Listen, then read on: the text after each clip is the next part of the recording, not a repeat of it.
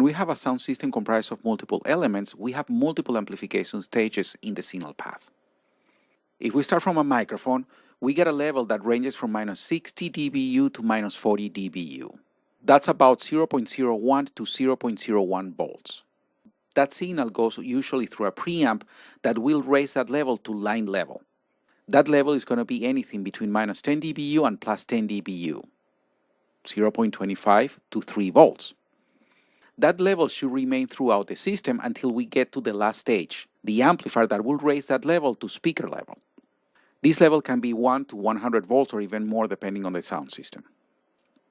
At each of these steps, we have one or more adjustments that will impact our gain structure. With multiple amplification stages, improper settings can reduce the dynamic range of our sound system. Also, if we apply adjustments in the wrong place, we can add noise, saturation, or clipping to our signal. For instance, let's suppose that we have a mixer that has a signal-to-noise ratio of 96 dB and a clipping level of +27 dBu. If we draw this on a graph, we can see the range of signals that this mixer can handle. We could do the same thing with the other components in the signal chain. For instance, an equalizer with a signal-to-noise ratio of 110 dB and a clipping level of +21 dBu. A limiter with a signal-to-noise ratio of 114 dB and a clipping level also at +21 dBu, and an amplifier with a signal-to-noise ratio of 108 dB and a clipping level of +3 dB. For the entire system, the maximum level will be the maximum level in any component on that chain. In this case, the amplifier that has a clipping level of +3 dB.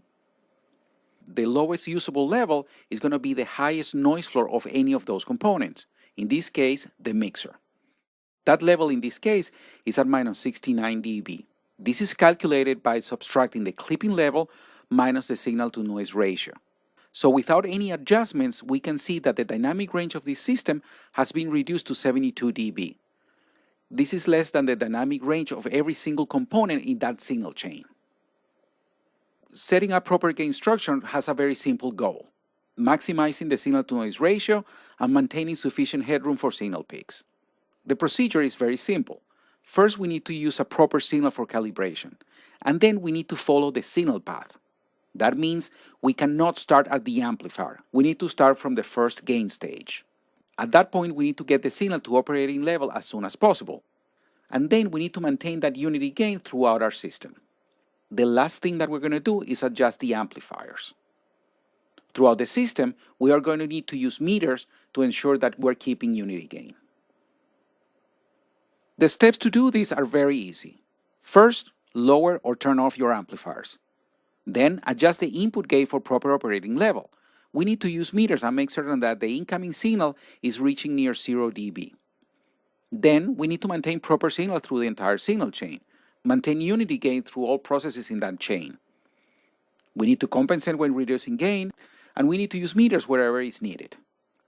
Lastly, we're going to adjust the amplifier attenuators for proper listening level.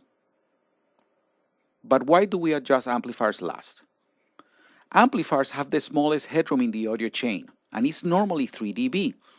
The reason is that amplifiers are specified using a 1 kHz sine wave.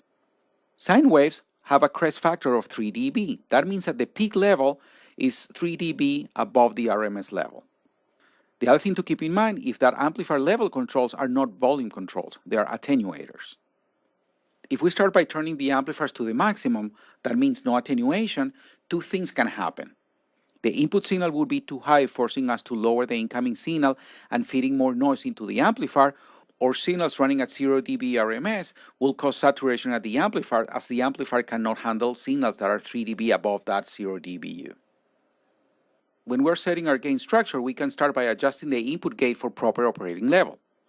The best way to do this is using peak meters at the input.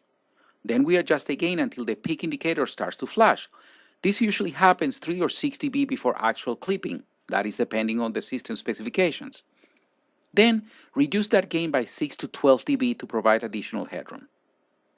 Throughout the system, maintain unity gain by maintaining faders and mixers at 0 dB, and compensating level where needed.